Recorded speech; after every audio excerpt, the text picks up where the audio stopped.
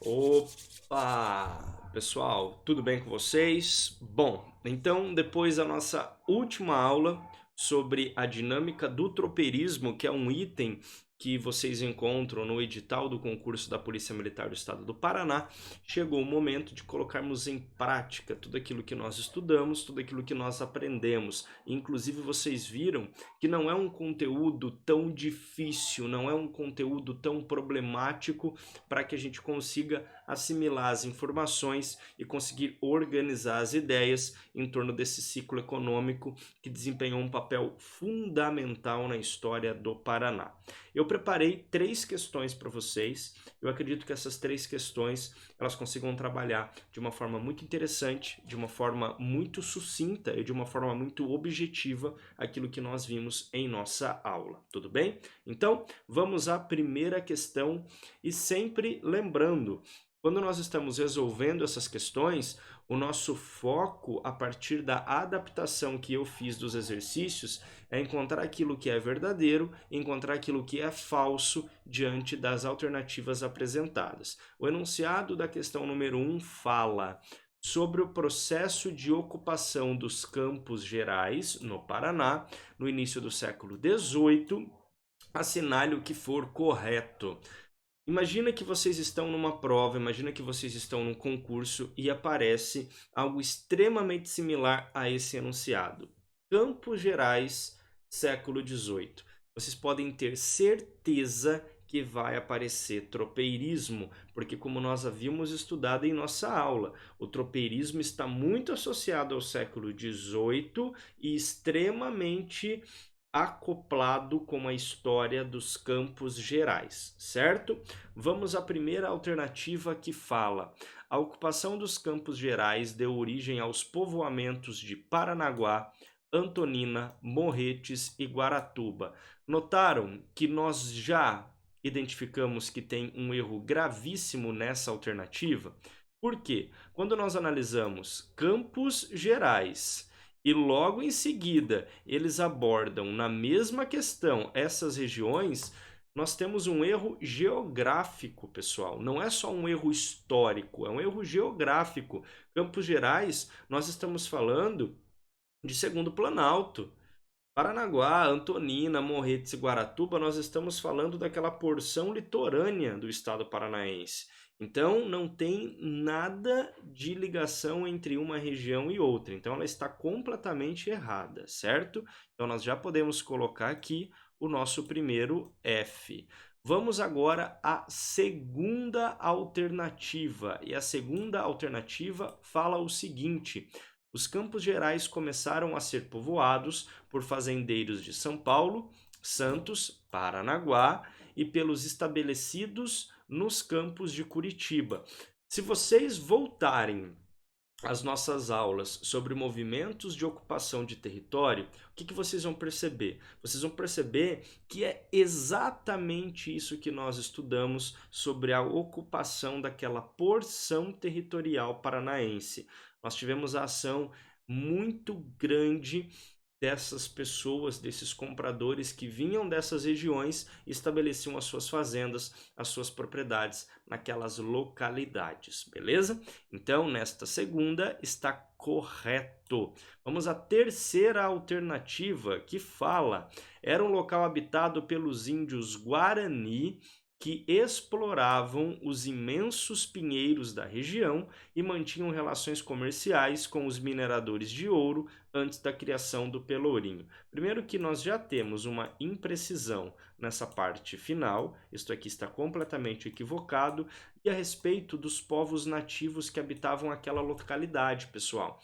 Quando vocês retornarem às nossas primeiras aulas, de novo, sobre os movimentos de ocupação de território, vocês vão perceber naquele mapa que eu mostrei sobre a distribuição geográfica das populações nativas que nós temos a predominância nessa localidade dos Campos Gerais de caingangues, tá bom? Tivemos a presença de guaranis?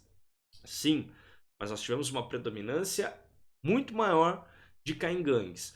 É certo que a questão fala assim, olha, era um local habitado pelos índios Guarani. Sim, você encontrava índios Guarani ali. Não era um local onde não existia índios Guarani. Só que nós temos a predominância de índios caingangue e a continuidade da questão, ela também está errada, porque nós não tínhamos essas relações que a questão nesta alternativa afirma ter, certo? Então, nós temos uma alternativa falsa. Vamos agora à nossa quarta alternativa.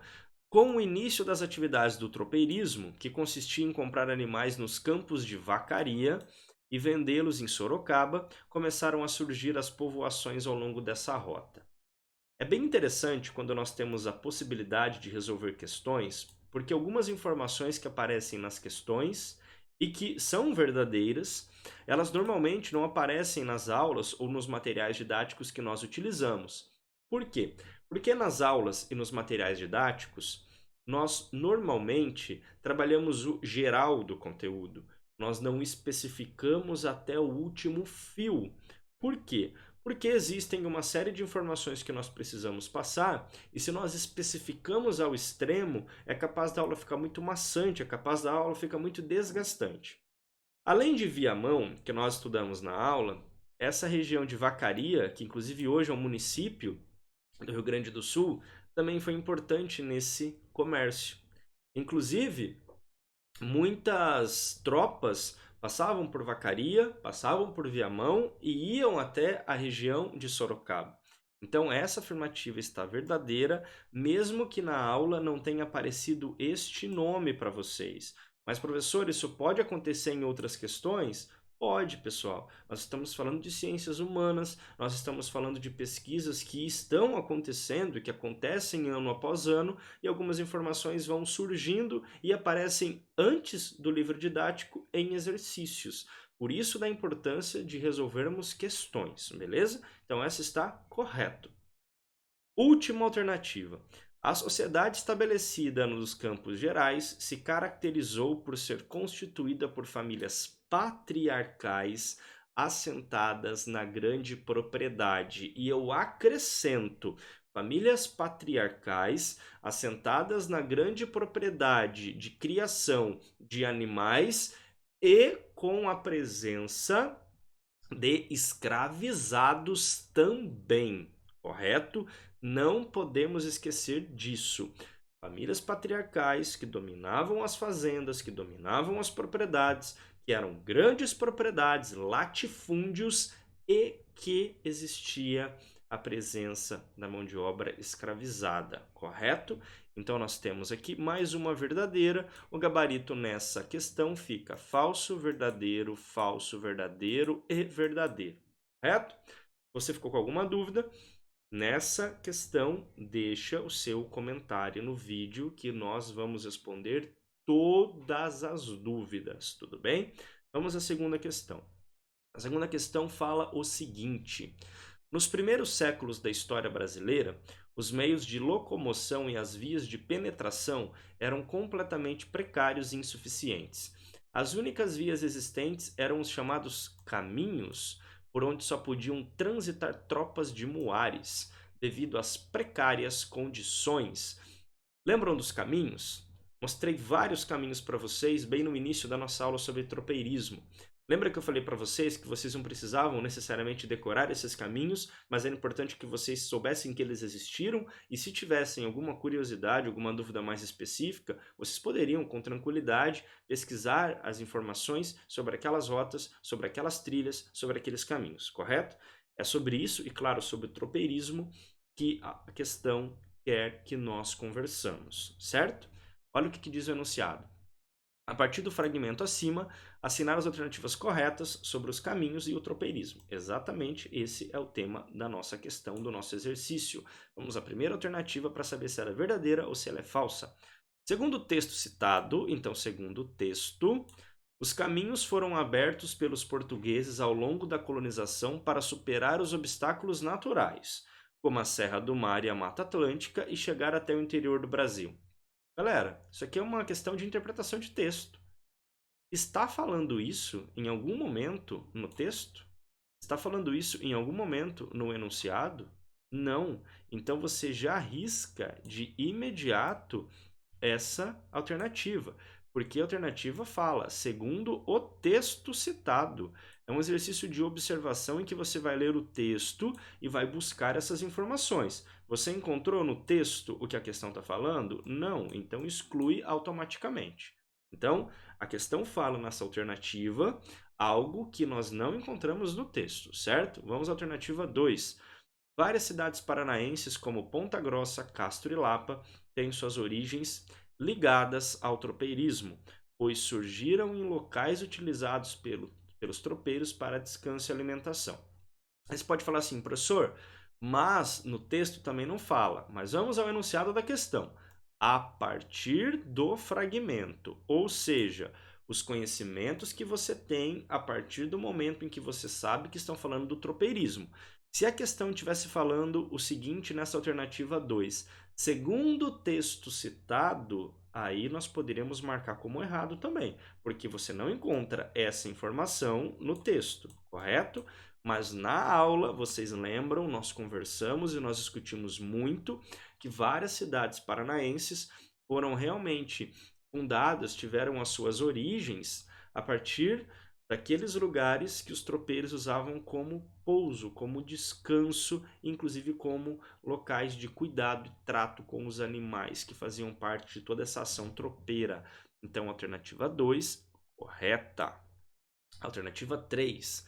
Um dos mais importantes caminhos do sul do Brasil no século XVIII era utilizado pelos tropeiros principalmente para levar o gado criado no sul do Brasil até as províncias de São Paulo e de Minas Gerais, e ligava Viamão, no atual estado do Rio Grande do Sul, até Sorocaba, no interior do atual estado de São Paulo. Corretíssima, pessoal. E não só levar esse gado a partir de todo esse deslocamento, dessa estrada, desse caminho de Viamão para São Paulo e para Minas Gerais. Lembram que nós tínhamos também esses animais sendo levados para o Mato Grosso, esses animais sendo levados para o estado de Goiás? Lembram disso? Nossa alternativa ela está perfeita, está corretíssima. Foi exatamente isso que nós vimos na aula. Estão aqui, até agora, nós tivemos falso, verdadeiro e verdadeiro. Agora vamos à alternativa 4.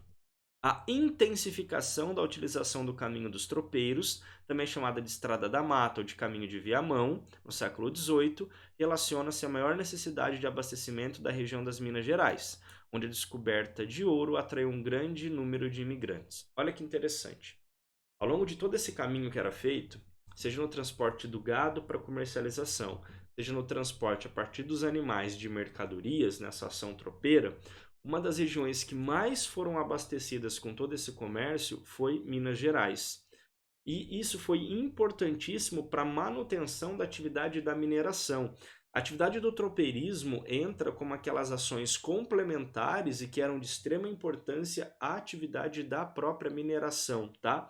Então, quando vocês estiverem estudando economia mineradora, vocês podem voltar à história do Paraná, economia mineradora mineira, vocês podem voltar à história do Paraná, porque tem uma ligação muito grande também. E não só a história do Paraná, mas a ação tropeira, porque uma era base para outra. A mineração fazia com que nós tivéssemos mercado consumidor, devido a todas as suas condições, a todas as ações tropeiras, seja de mercadorias, seja de animais. E essa ação tropeira abastecia aquelas pessoas na área de mineração, seja com animais para que pudessem fazer o transporte do ouro de outras mercadorias, seja com aquelas mercadorias que as ações tropeiras transportavam e também com toda a questão envolvendo o gado, seja carne, seja a gordura animal, seja a pele, o couro e todos os seus derivados, correto? Então essa está verdadeira. Última alternativa dessa questão que fala: no território do atual estado do Paraná, os primeiros caminhos originaram-se com os índios e posteriormente foram utilizados pelos bandeirantes e pelos tropeiros. Perfeito, é exatamente isso que nós vimos no começo da aula. Havia falado para vocês que muitos caminhos já eram conhecidos e já tinham sido abertos até inicialmente, algumas trilhas pelos indígenas E ao longo do tempo, os bandeirantes também faziam utilização daqueles caminhos. A gente, inclusive, estudou um caminho que tem uma história muito parecida com isso que a questão está falando, que foi o caminho de Peabiru, correto? Então, essa alternativa ela também está corretíssima. Professor, agora eu posso voltar no começo da aula passada, no começo da aula sobre tropeirismo, para relembrar os nomes dos caminhos? Fica à vontade. O gabarito dessa questão, então, foi verdadeiro. Verdadeiro as 4 últimas e falso a primeira. Então ficou falso, verdadeiro, verdadeiro, verdadeiro e verdadeiro, correto? Vamos para a última questão dessa aula.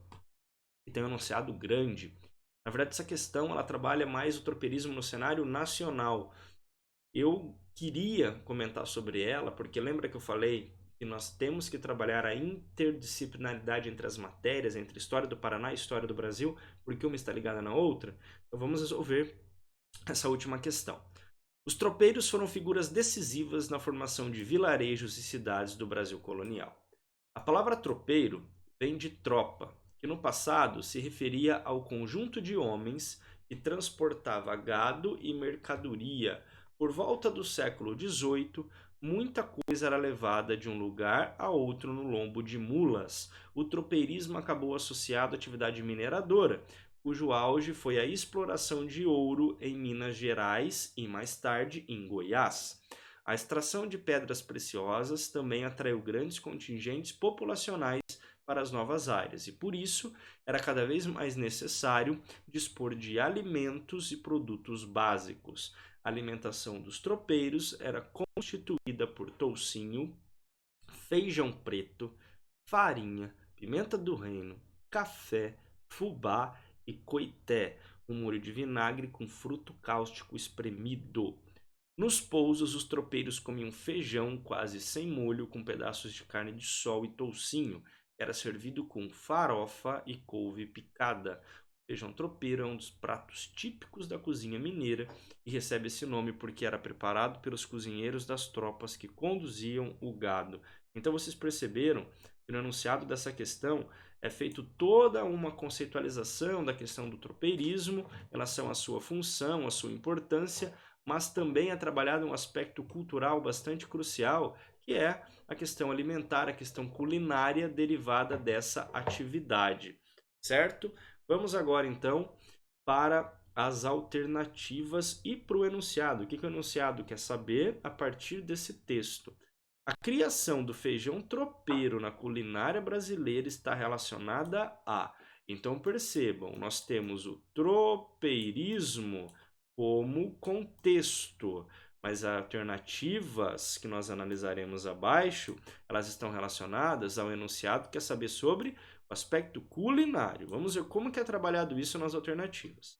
Então, a criação do feijão tropeiro na culinária brasileira está relacionada à atividade comercial exercida pelos homens que trabalhavam nas minas. Não.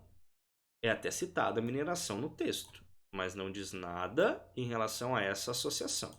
Então, essa daqui a gente pode marcar como falso.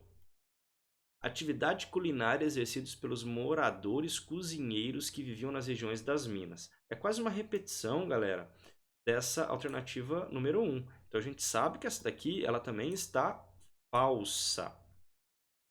Vamos para a terceira.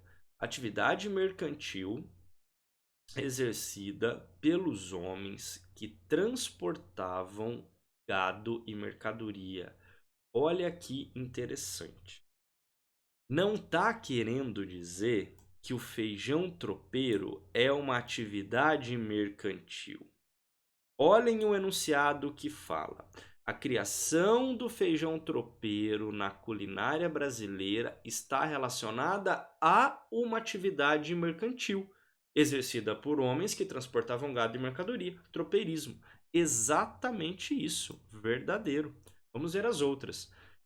Atividade agropecuária exercida pelos tropeiros que necessitavam dispor de alimentos.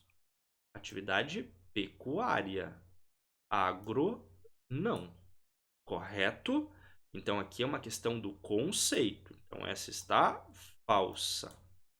Atividade mineradora exercida pelos tropeiros no auge da exploração do ouro. De novo, uma cópia praticamente da alternativa 1 e da alternativa 2, está errado. Então, essa única alternativa correta foi a alternativa 3, correto? A nossa terceira alternativa, certo? Então, o gabarito dessa questão é falso, falso, verdadeiro, falso, falso, certo? Bom, pessoal, então tivemos aqui 3 questões, trabalhamos esses 3 exercícios, espero que tenha ajudado, espero que tenha ficado mais lúcido para vocês que trabalhamos na aula, e a nossa próxima aula é sobre café, correto? Vejo vocês na próxima aula. Se você gostou do vídeo, não esquece do curtir. Se você está gostando do nosso curso, não esquece de se inscrever no canal. E se você conhece alguém que vai fazer o concurso, compartilhe o conhecimento, compartilhe o curso, compartilhe as aulas. Mesmo que seja o seu concorrente, tem vaga para todo mundo. Tem vaga para todo mundo e vocês podem se ajudar, correto? Grande abraço e até a próxima aula, até o próximo vídeo. Não esquece da inscrição e não esquece da curtida, porque ela é muito importante para a manutenção do nosso curso de forma gratuita, certo? Grande abraço.